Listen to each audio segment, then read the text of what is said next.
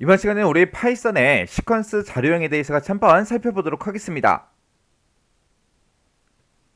자, 우리 시퀀스 자료형이라는 거요. 시퀀스 자료형이라는 거는 우리 이제 리스트가 됐든 튜플이 됐든 레인지가 됐든 이런 이제 문자열처럼 값이 이제 연속적으로 이루어지는 그런 이제 자료형을 보고 우리가 시퀀스 자료형이다 그렇게 이제 부르는 거예요. 그래서 우리 시퀀스의 뜻이 이제 순서라는 그런 뜻을 가지고 있죠. 해서 우리 이제 문자열처럼 그 값들이 순서대로 연속적으로 그렇게 이제 이루어진 그런 자료형들을 보고 우리가 이제 시퀀스 자료형이다 그렇게 이제 부르는 거고, 여기 보게 되면 크게 이렇게 이제 세 가지가 있어요. 우리 리스트라는 것도 있고요, 우리 튜플이라는 것도 있고, 우리 레인지라는 것도 있고, 이렇게 크게 세 가지가 있어요. 그때 이제 우리 리스트라는 거요. 이 리스트라는 거는 다양한 그런 이제 자료형의 값을 연속적으로 이제 저장을 해요. 그리고 이 리스트는 필요에 따라서 개수를 이제 늘리거나 우리가 줄여줄 수 있습니다. 그때 이 리스트가 우리 이제 C나 자바에서는 이 리스트랑 이제 비슷한 게 우리 배열이요. 그래서 우리 C랑 우리 자바에서는 여러 개 요소들을 하나의 이름으로 이제 처리를 할 때 우리가 이제 배열을 사용했었는데, 우리 파이썬에서는 리스트 요걸 이제 사용을 해요. 우리가 이제 배열을 만들 때는 배열의 개수를 딱 지정하게 되면 그 개수만큼만 우리가 사용할 수 있었는데, 이 리스트라는 거는 필요에 따라서 그 개수를 우리가 이제 늘리거나 줄일 수가 있다고요.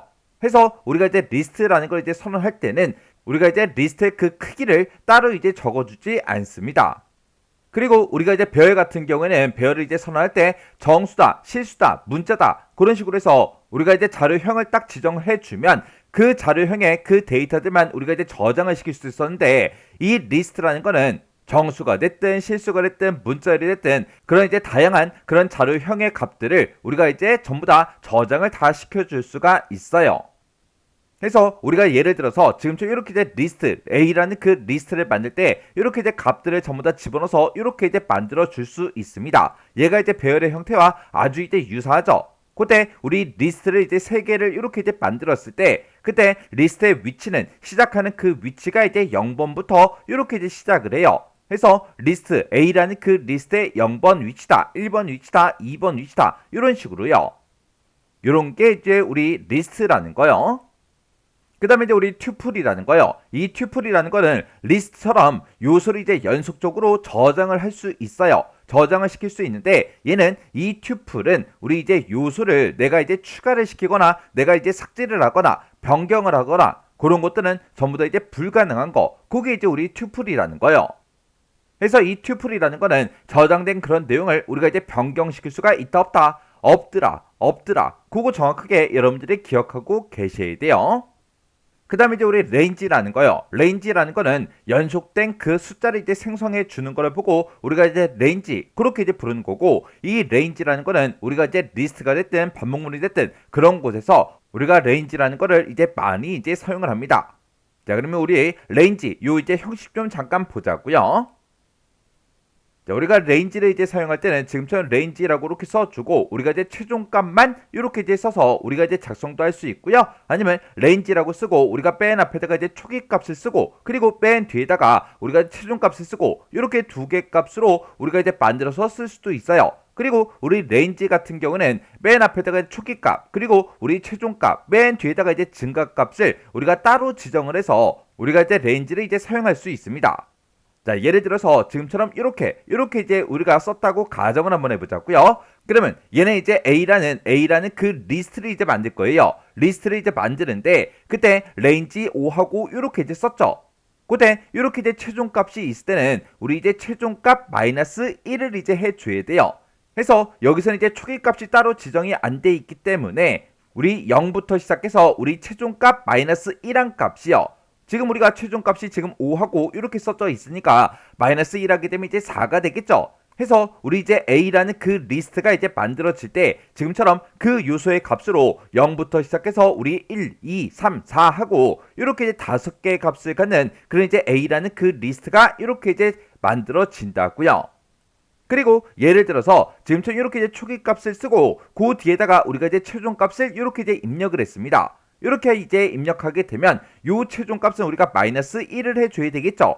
그러면 초기 값이 이제 4니까 4부터 시작해서 우리 8까지 그렇게 이제 연속된 그 숫자를 우리 A라는 그 리스트에다가 저장해 달라. 그렇게 해서 우리 A라는 리스트가 이렇게 값을 가진 게 이제 만들어져요.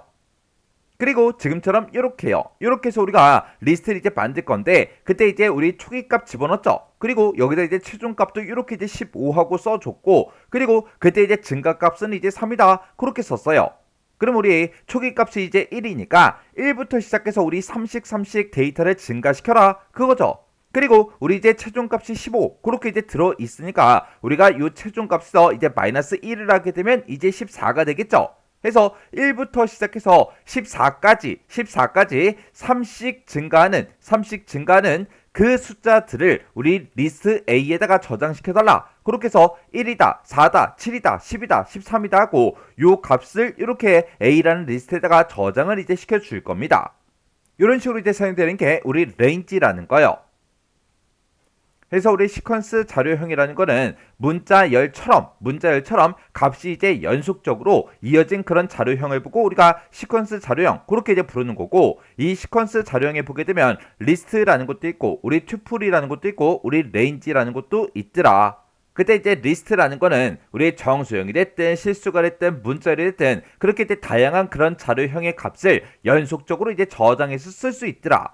근데 이 리스트라는 거는 필요에 따라서 개수를 우리가 늘리거나 줄일 수도 있더라. 해서 이 리스트라는 걸 우리가 만들어 줄 때는 따로 우리가 이제 크기를 이제 적지 않더라.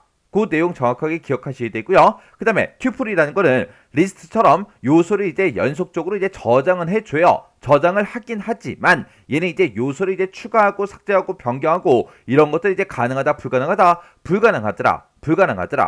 해서 저장된 그런 내용들을 변경할 수 없는 그런 자료형이다. 그거 정확하게 기억하시고요. 그 다음에 이제 range라는 거는 연속된 그 숫자를 이제 생성하는 거 그걸 보고 우리가 range라고 하더라. 이런 이제 range는 우리 리스트가 됐든 반복문이 됐든 그런 데서 많이 사용되는 그런 이제 자료형이다. 그렇게 꼭 기억하고 지나가시기 바랍니다.